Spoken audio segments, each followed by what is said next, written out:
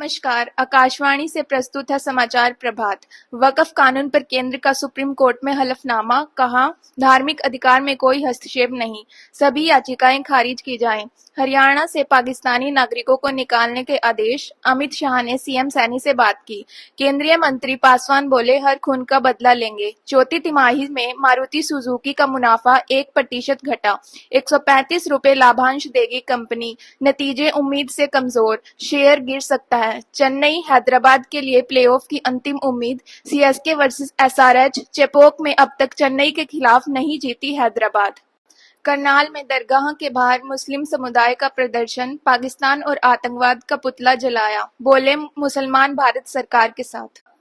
समाचार प्रभात के साथ मैं तनिष्का। वक्फ संशोधन कानून पर केंद्र सरकार ने शुक्रवार को सुप्रीम कोर्ट में हलफनामा दाखिल किया। केंद्र ने कहा वक्फ मुसलमानों की धार्मिक संस्था नहीं है बल्कि वैधानिक निकाय है। केंद्र ने वक्फ की वैधता के खिलाफ दायर सभी याचिकाएं खारिज करने की मांग की। केंद्र ने कहा अदालतें वैधानिक प्रावधान पर रोक नहीं लगा सकती, संवैधानिक वैधता की समीक्षा कर सकती हैं और निर्णय दे सकती है। संसद में बनाए गए कानूनों पर संवैधानिकता की धारणा लागू होती है। विधायिका द्वारा लागू की गई विधायी व्यवस्था को बदलना स्वीकार नहीं है। जम्मू कश्मीर के पहलगाम में हुए आतंकी हमले पर हरियाणा में लोग प्रदर्शन कर रहे हैं। केंद्रीय गृह मंत्री अमित शाह ने हरियाणा के मुख्यमंत्री नायब सैनी से फोन पर बात की।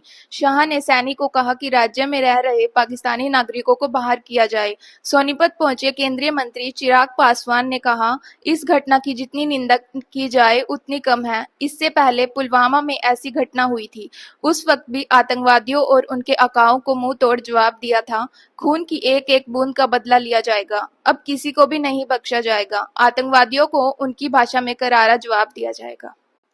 Automobile company Maruti Suzuki India ने वित्त वर्ष 2024 से 25 की चौथी तिमाही में 42,431 करोड़ रुपए की कुल कमाई की है। यह पिछले साल के मुकाबले 7% ज्यादा है। पिछले साल की समान तिमाही में कंपनी ने 29,655 करोड़ रुपए की कमाई की थी। कुल कमाई में से सैलरी, टैक्सी, कच्चे माल की कीमत जैसे खर्चे निकाल दे तो कंपनी के पास 3,911 करोड़ रुपए शुद्ध मुनाफे के रूप में बचे। यह 2024 के जनवरी मार्च तिमाही में से 1% कम है। पिछले साल कंपनी को 3,952 करोड़ रुपए का मुनाफा हुआ था। आगे के समाचार प्रस्तुत करेंगी Tannu. Indian Premier League IPL 2025 में चेन्नई सुपर किंग्स सीएसके का सामना सनराइजर्स हैदराबाद एसआरएच से होगा। मैच चेन्नई के एमए चिदंबरम स्टेडियम में शाम 7:30 बजे से खेला जाएगा।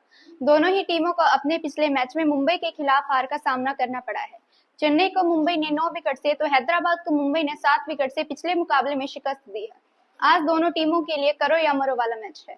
इस मैच में से जो भी टीम हारेगी उसके प्लेऑफ में पहुंचने की उम्मीदें खत्म हो जाएगी। सीएसके अब तक 8 में से 6 मैच हारकर 4 अंक के साथ पॉइंट्स टेबल में आखिरी पायदान पर है। वहीं एसआरएच 8 में से 6 मैच हारकर 4 अंक के साथ 9वें पायदान पर है। अब ये देखना दिलचस्प होगा कि कौन सी टीम बाहर होती है। पहलगाम में हुई आतंकी घटना के विरोध में करनाल में मुस्लिम समाज के लोगों ने शुक्रवार को दरगाह के बाहर प्रदर्शन किया। प्रदर्शन के दौरान पाकिस्तान और आतंकवाद का पुतला फूंका गया। इस मौके पर लोगों में गुस्सा साफ नजर आया। प्रदर्शनकारियों ने हाथों में तख्तियां और बैनर लिए हुए थे जिन पर आतंकवाद के खिलाफ संदेश लिखे गए थे। उन्होंने हिंदुस्तान जिंदाबाद और पाकिस्तान मुर्दाबाद के नारे लगाए और केंद्र सरकार से सख्त कार्रवाई की मांग की। इसी के साथ समाचार प्रभात समाप्त। धन्यवाद।